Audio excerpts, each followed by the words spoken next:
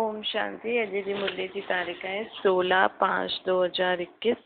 अॼु मुरली जो revise course आहे अव्यक्त मुरली जो 31/12/87। टॉपिक आहे नयो वर्ष बाप समान थियण जो वर्ष। अॼु त्रिमूर्ति बाप टे संगम था ॾिसनि। हिकु आहे बाप ऐं ॿार जो संगम, ॿियो आहे युग जो संगम, टियों आहे अॼु वर्ष जो संगम। टई ही संगम पंहिंजी पंहिंजी विशेषताउनि जा आहिनि। हर हिकु संगम परिवर्तन थियण जी प्रेरणा ॾियण वारो आहे। जीअं संगम युग विश्व परिवर्तन जी प्रेरणा ॾींदो आहे। बाप ऐं ॿारनि जो संगम सर्वश्रेष्ठ भाग्य एवं श्रेष्ठ प्राप्तियुनि जो अनुभूति कराइण वारो युग आहे। इहो समय संगम युग ते श्रेष्ठ भाग्य श्रेष्ठ प्राप्तियुनि जी अनुभूति कंदा आहियूं पाण। वर्ष जो संगम ते छा कंदा आहियूं? नवीनता जी प्रेरणा ॾींदा आहियूं। टई ही संगम पंहिंजे पंहिंजे अर्थ सां महत्व रखंदा आहिनि। अॼु सभी देश विदेश जा ॿार विशेष पुराणी दुनिया जो नयो वर्ष मल्हाइण लाइ आया आहिनि। बाप दादा सभिनि साकारी रूपधारी व आकारी रूपधारी बुद्धि जे विमान सां पहुचल ॿारनि खे ॾिसनि था। नए वर्ष मल्हाइण जी डायमंड तुल्य मुबारक ॾियनि था। छो जी सभु ॿार हीरे तुल्य जीवन ठाहिनि था न। डबल हीरो आयो न, हिकु बाप जा अमूल्य रतन आयो, हीरो डायमंड आयो, ॿियो हीरो पार्ट वॼाइण वारा हीरो आयो। हिन करे बाप दादा हर सेकेंड, हर संकल्प, हर जन्म जी मुबारक था ॾियनि। तव्हां श्रेष्ठ आत्माउनि जो सिर्फ़ु अॼु जो ॾींहुं मुबारक वारो न आहे, लेकिन हर समय श्रेष्ठ भाग्य श्रेष्ठ प्राप्ति जे कारण बाप खे बि हर समय तव्हां मुबारक ॾींदा आहियो ऐं बाप ॿारनि खे बि मुबारक ॾींदो आहे। बाबा छा मुबारक ॾींदो आहे?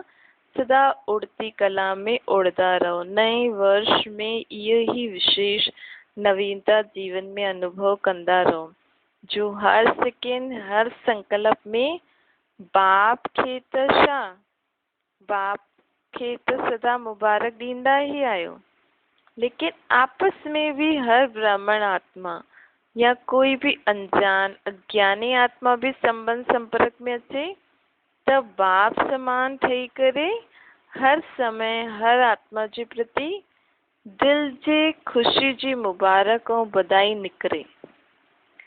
कोई कीअं बि हुजे, लेकिन तव्हांजी ख़ुशी जी वधाई सां उन्हनि खे बि ख़ुशियुनि जी प्राप्ति जो अनुभव करायो। बधाई ॾियण इहे ख़ुशी जी लेन देन करण आहे न। कॾहिं बि कंहिंखे तव्हां बधाई ॾींदव त उहो ख़ुशी जी बधाई आहे। दुख जे समय त बधाई न ॾींदव न। त हर हिकु आत्मा खे ॾिसी ख़ुशि थियणो आहे, ख़ुशी ॾियणी आहे।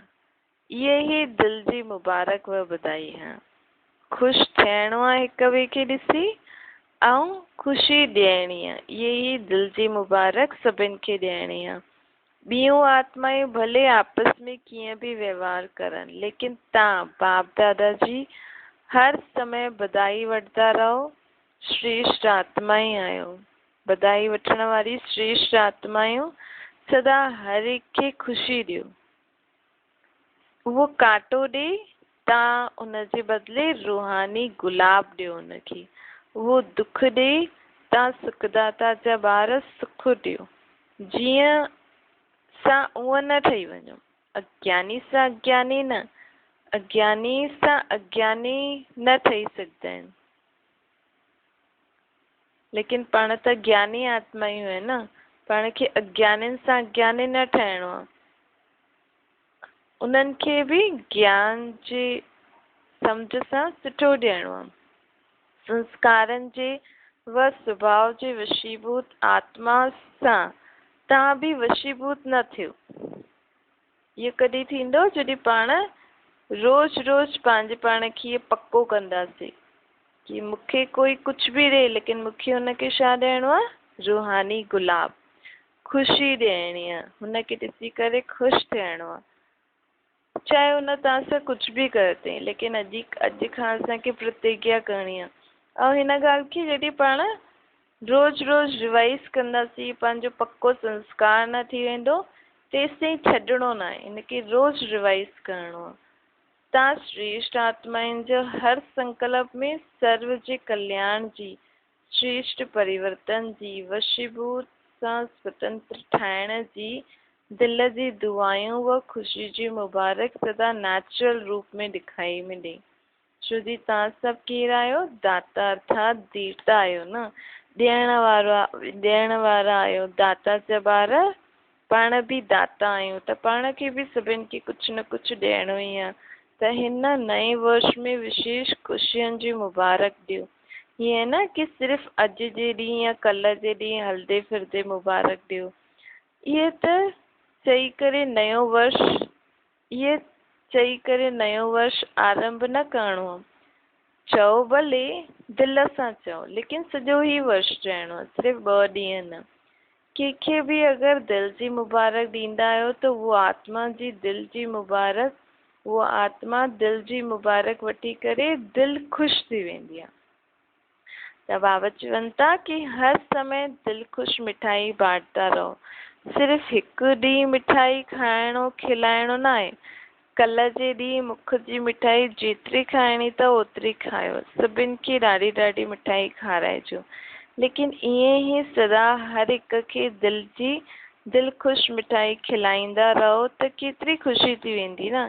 अॼुकल्ह जी दुनिया में त मुख जी मिठाई खाइण खां बि ॾिजंदा आहिनि, लेकिन इहा दिलि जी मिठाई, दिलि ख़ुशि मिठाई जेतिरी खपे ओतिरी खाई सघंदा आहियो ऐं खाराए बि सघंदा आहियो। इन में कोई बीमारी बि न थींदी, छो जी बाप दादा ॿारनि खे समान ठाहिनि था न।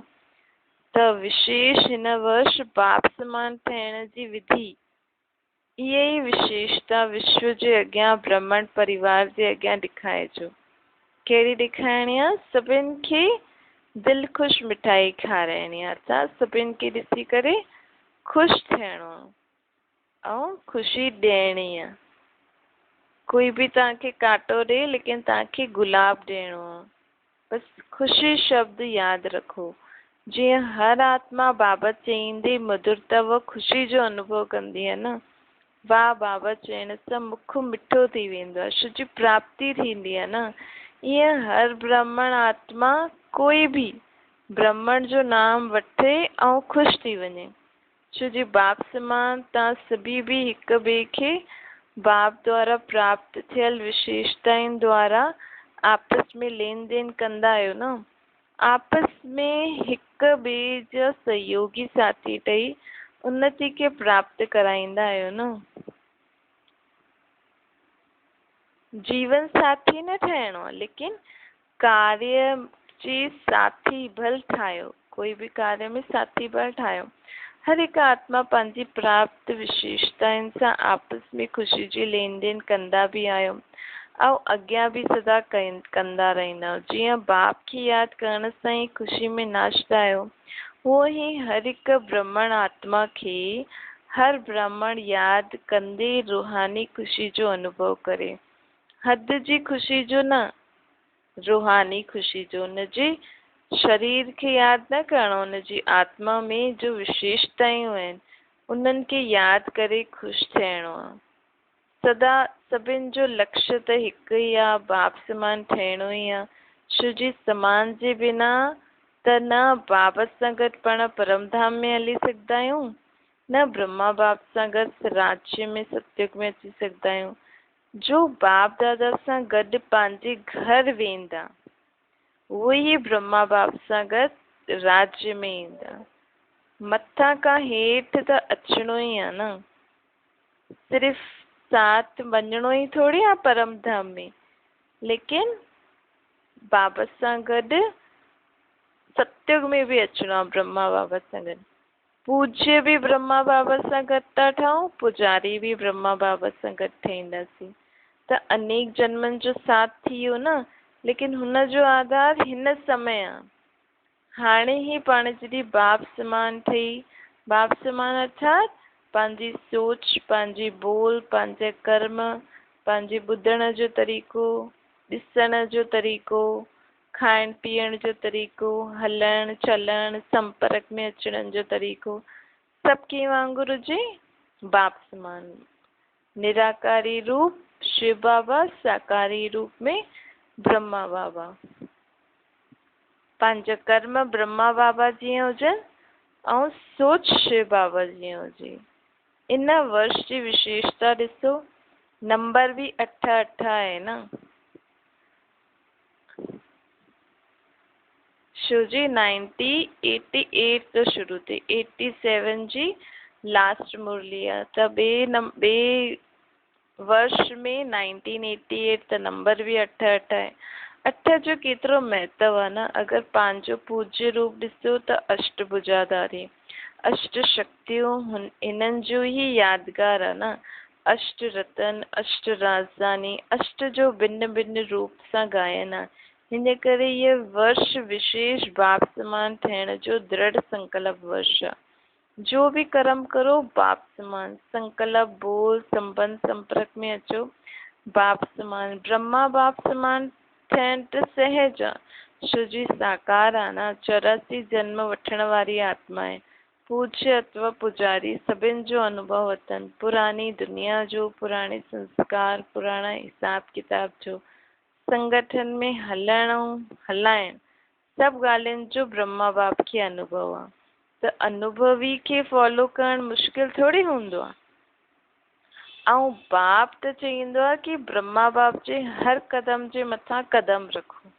कोई नयो मार्ग भी नथो चइजे। ब्रह्मा बाप त नए मार्ग ते हलियो, शिव बाबा जी मत ते हलियो, लेकिन पाण खे त एग्जाम्पल आहे।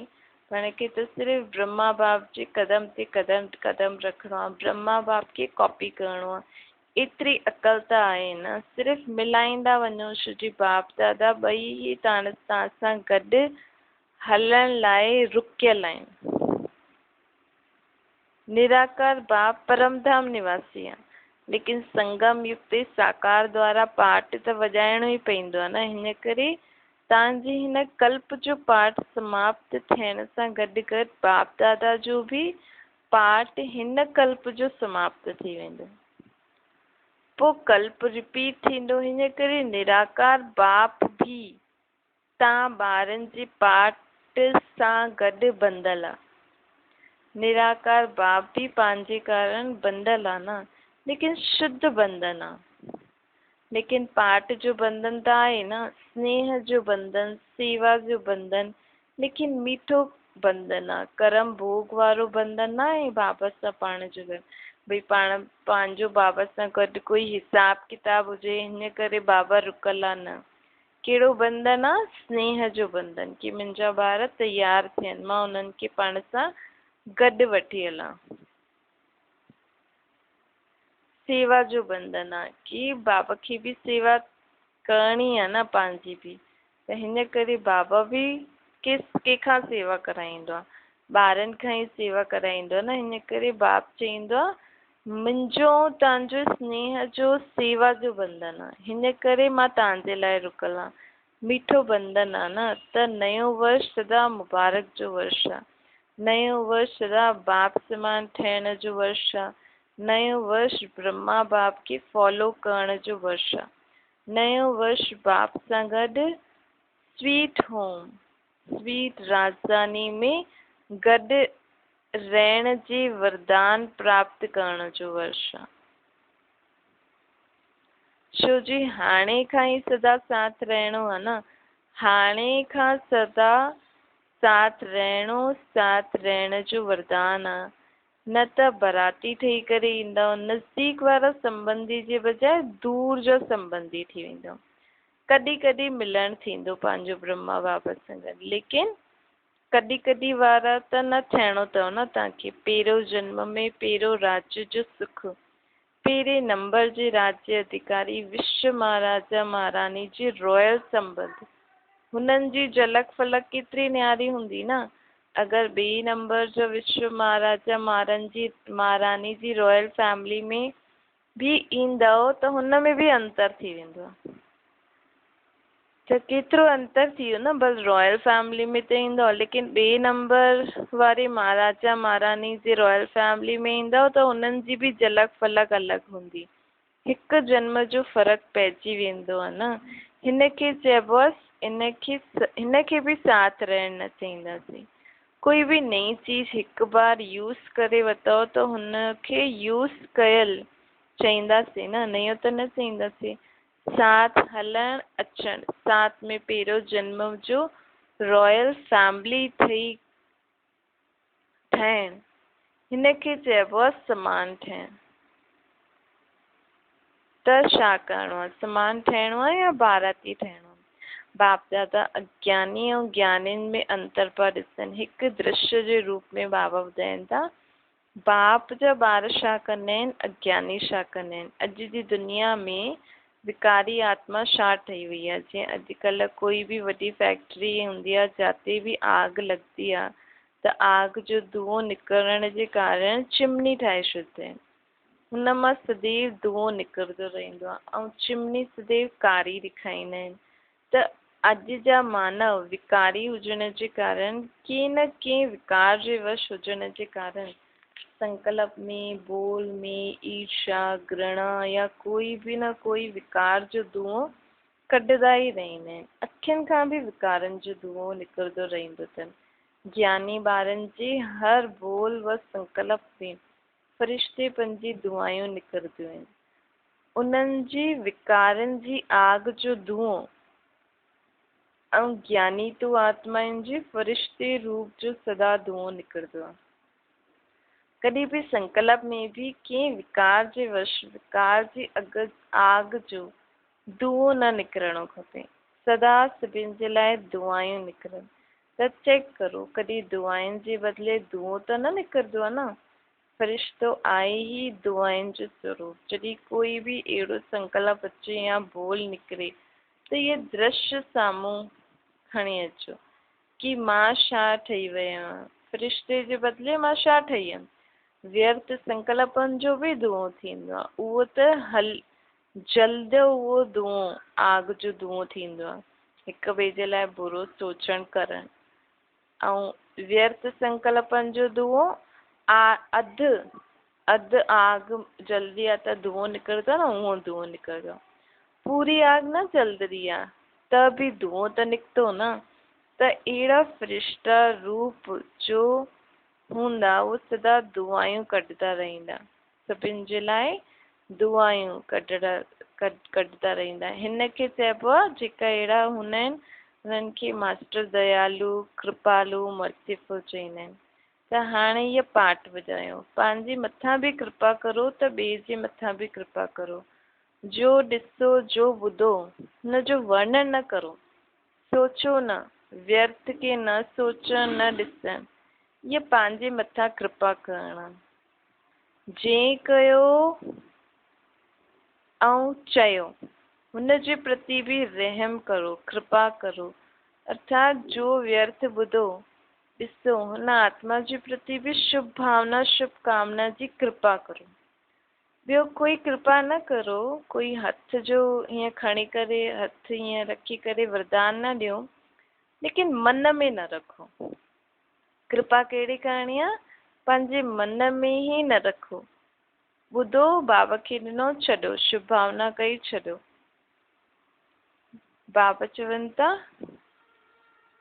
इहे ई हुन आत्मा जे प्रति कृपा आहे। अगरि कोई बि व्यर्थ ॻाल्हि ॾिसो बि था या ॿुधल ॻाल्हि पाण वर्णन बि करूं, अर्थात व्यर्थ जो बीज जो वृक्ष वधी वियो न, वायुमंडल में फैलिजी वियो, इहो वृक्ष ठही वियो।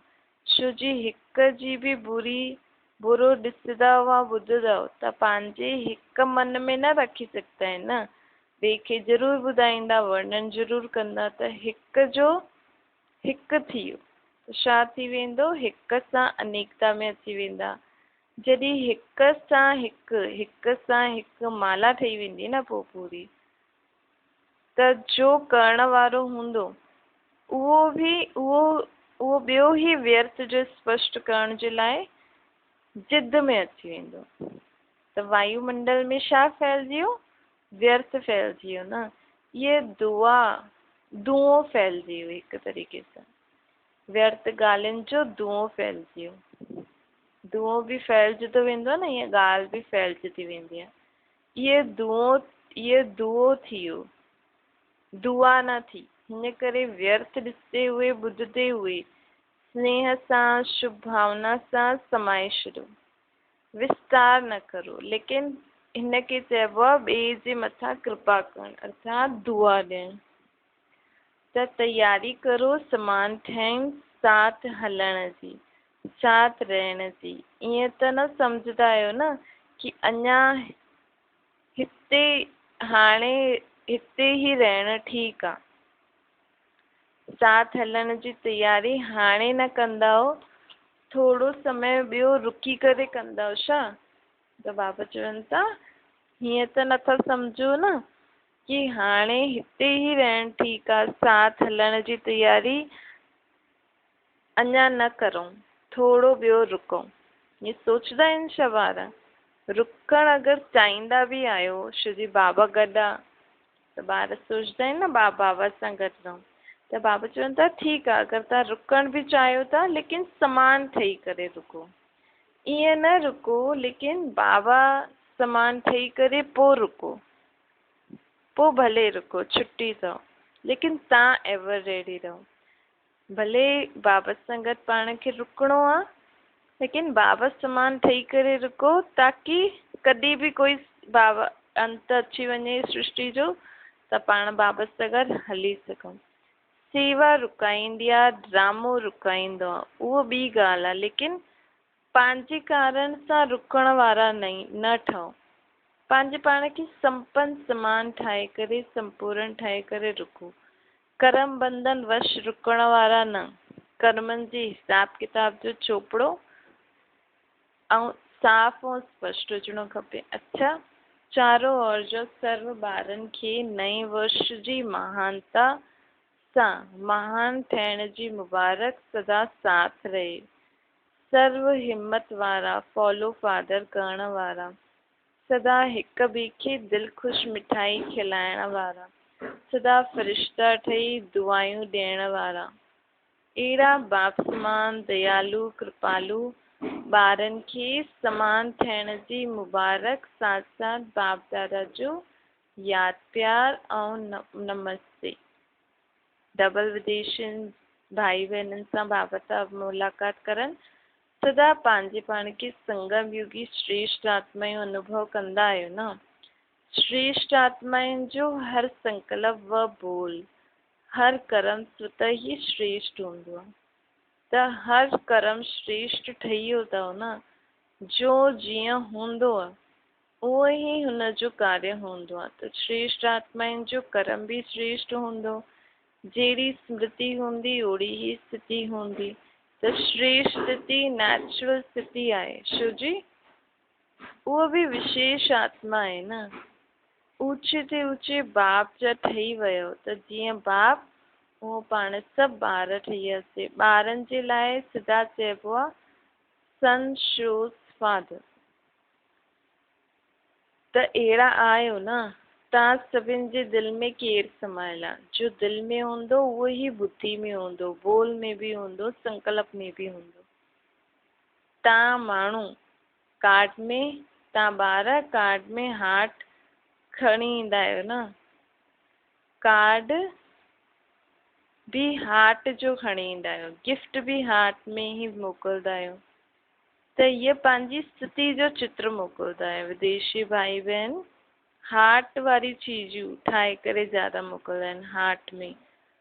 त जो बाप जी दिलि में सदा रहंदा, उहो सदा ई जो ॻाल्हाईंदो, जो कंदो, उहो स्वतः ही बाप समान कंदो न। बाप समान ठहिण मुश्किल थोरी आहे। सिर्फ़ु बिंदी यादि रखो, डॉट यादि रखो त मुश्किल नॉट थी वेंदी, ख़तमु थी वेंदी। डॉट खे भुलंदा आहियो त नॉट न थी सघंदा आहियो, त मुश्किलियूं बि घटि न ख़तमु न थींदियूं आहिनि। केतिरो सहज आहे न, डॉट ठहिण व डॉट लॻाइण, त बाप समान ठही वियासीं। सॼो ज्ञान हिन हिकु डॉट शब्द में समायल आहे। बाप बि बिंदी आहे, पाण बि बिंदी आहियूं, ऐं जो बीती वियो उनखे बि बिंदी लॻाए छॾो। नंढो ॿार बि लिखणु जॾहिं शुरू कंदो आहे त पहिरियों जॾहिं पेंसिल कागज़ ते रखंदो आहे त छा ठाहींदो आहे? डॉट। त इहे बि ॿारनि जो खेल आहे। इहे पूरो ई ज्ञान जी पढ़ाई खेल खेल में आहे। मुश्किल जो कमु न आहे, हिन करे कम बि सहज आहे। ऐं आहे बि पंहिंजो सहज योगी जीवन। बोर्ड में बि छा लिखंदा आहियो? सहज राजयोग। त अहिड़ो सहज अनुभव करिणो आहे। हीअं न हिनखे ई ज्ञान चइबो आहे। सहज सभु कुझु अनुभव करण ई छा आहे? ज्ञान। जो नॉलेजफुल आहिनि उहे स्वतः ई पावरफुल बि हूंदा, छो जी नॉलेज जी लाइट ऐं माइट आहे न। नॉलेज खे ई लाइट ऐं माइट चईंदा आहियूं। त नॉलेजफुल आत्मायूं सहज ई पावरफुल थियण जे कारण हर ॻाल्हि में सहज अॻियां वधंदी रहंदियूं आहिनि। त सॼो ग्रुप सहज योगियुनि जो ग्रुप आहे। आहे ई सहज योगी रहण। ईअं ई सहज योगी रहण आहे न। बाबा चवनि था इहो सॼो जेको ग्रुप बाबा जी अखियुनि जे साम्हूं आहे, इहे सभी सहज योगियुनि जो ग्रुप आहे। ईअं ई सहज योगी रहिजो। छा ओम शांति वरदान आहे?